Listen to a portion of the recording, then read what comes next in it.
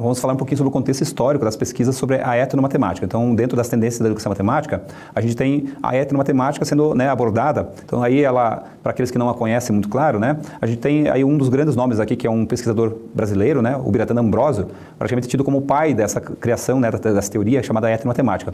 Nós temos já desde a década de 60, onde o Biratan Ambrosio já começa a propor isso, né.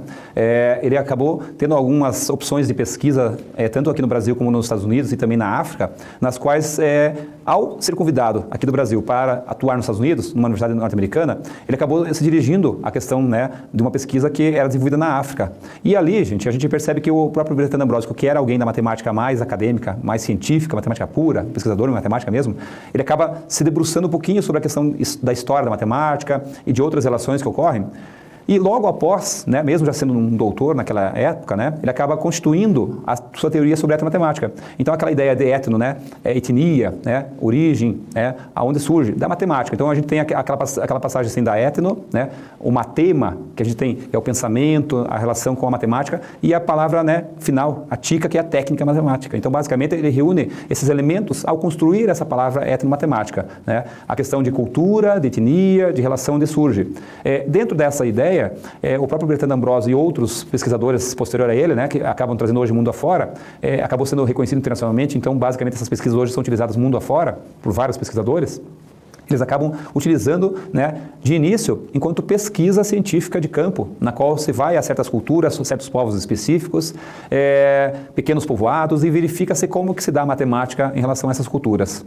E aí, basicamente, a etnomatemática ela tem essa amplitude de visualizar as várias matemáticas dos vários povos, dos vários ambientes, das várias regiões do planeta, né?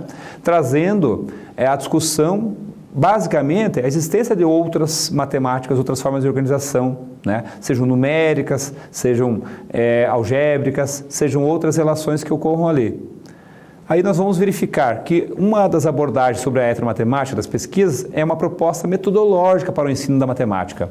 Então, dentro dessa premissa, além daquela mencionada anteriormente, que é a científica, de pesquisa, né, de campo, nós vamos verificar como utilizar essa ideia em sala de aula. Uma das formas interessantes, né, porque a gente pode estar explorando como é que o meu aluno de sala de aula, ele acaba verificando e tendo, né, uma certa ideia sobre algum tópico matemático. Muitas vezes a gente usa vocabulário matemático, no qual esse aluno não está ainda totalmente inserido, e ele acaba não compreendendo muitas vezes. Então, claro, muitas vezes é fácil o professor perceber que você fala alguma coisa para o aluno e ele acaba não compreendendo. Então, a gente às vezes fala assim, fazer uma fração equivalente, por exemplo. É um exemplo bem simples, né, de conteúdo específico aí.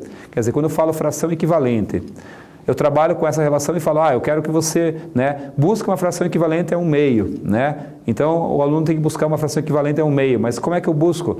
Você vai multiplicar o numerador e o denominador desse elemento, dessa fração, por um valor específico, né? Um valor natural muitas vezes, ou por 2, ou por 3, né? E assim por diante, e vai encontrar uma fração equivalente, desde que você faça uso da multiplicação em numerador e denominador pelo mesmo valor. Então, quando a gente acaba trazendo essa linguagem para o aluno, muitas vezes, né? Esse aluno que não está ainda com clareza do objeto científico, matemático, ele acaba tendo uma dificuldade de compreensão dessa linguagem. Então, às vezes, ao tentar explicar a operação matemática, né, que trata dessa relação aí, no caso do meu exemplo aí de frações equivalentes, muitos alunos não compreendem, muitos alunos ficam naquela dúvida, o que eu faço? Isso é um exemplo bem simples. Se eu pegar exemplos em problemas matemáticos, em que a linguagem também interfere bastante, né, na relação, eu falar da questão da diferença entre dois valores. A diferença que é vista aí, nesse caso, como subtração. E o aluno muitas vezes não tem essa noção, que a diferença, né, é subtrair um valor do outro valor em relação ao que está lá fornecido nesse problema.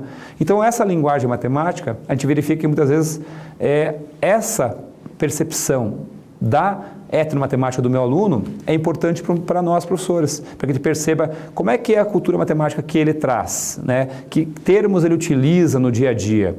E aí a gente consegue verificar e utilizar isso de uma forma proativa, ou seja, fazendo com que esse aluno acabe trazendo um pouquinho, né, da sua relação, da sua noção de matemática, que seria uma etnomatemática, matemática daquele aluno, para a gente poder formalizar a matemática que nós queremos trabalhar curricularmente. Porque muitas vezes a matemática formal do currículo que queremos apresentar, né, ela acaba tendo esses entraves, esses obstáculos didáticos, que a gente costuma dizer, em relação ao que eu estou transmitindo de conteúdo, de termo matemático específico, da linguagem matemática, para aquele meu aluno que ainda tem uma cultura, de repente, né, um pouco fora do processo da escolarização. Então, muitas vezes você pega alunos aí novos, de 6º ano, 7º ano, mas mesmo em anos posteriores, em que a própria linguagem, né, acaba afastando o aluno do entendimento daquele conteúdo matemático.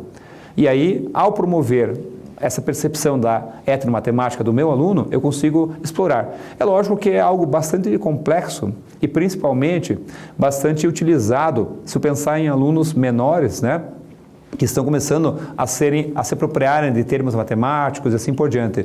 Mas se a gente perceber que a própria nomenclatura, né, o vocabulário matemático, a densidade que esse vocabulário provoca, a gente consegue verificar que aí há um problema bem grande e que a etnomatemática, se utilizá-la de forma didática, eu consigo explorar essas relações e aproximar tais conteúdos.